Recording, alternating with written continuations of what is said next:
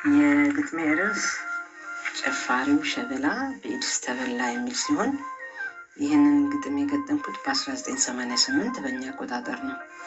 ግጥሙን እንደሚከተለው ይነበባል።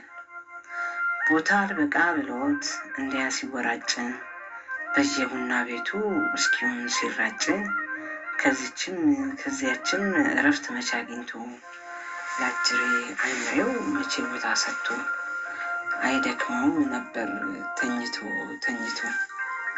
ተው አይሆንም ብሎ መካሪ ሲገባው በምክሩ አሽፎ ውድቅ አድርጎ ሲሸኘው ኤድስ ቀሚስ አድርጎ በአካልም ቢመጣ እሱንም አልምረው የመጣው ቢመጣ ቀኔ ካልደረሰ እኔ እንደው አልሞትም ለምትሉት ነገር እኔ አልጨነቅም እያለ ሲኮራ በዚያ በቁመናው ኤድስ አይምሬ ነገር አንድ ቀን ጠለፈው። ያን ግዙፍ ቁመና ባያልበገርም አኝኮ አላስተረፈው። ሰልቶ እስከሚገባ እስከሚጥለው አጅሬ አላረፈም መቼም ልምድ ነው።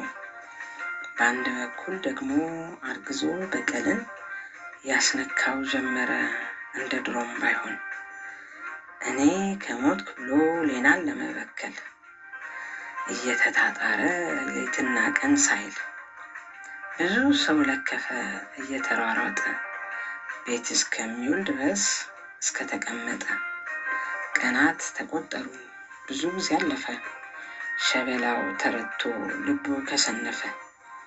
ምንኛ ዘግናኝ ነው ቁጭ ብሎ ቀን መቁጠር ካስፈሪው ጽልመት ጋር ፊት ለፊት መጋተር።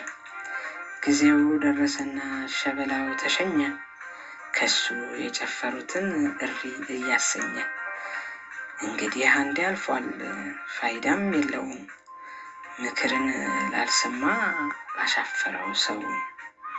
እንግዲህ አንዴ አልፏል ፋይዳም የለውም ምክርን ላልሰማ ላሻፈረው ሰው። ምክርን ላልሰማ ላሻፈረው ሰው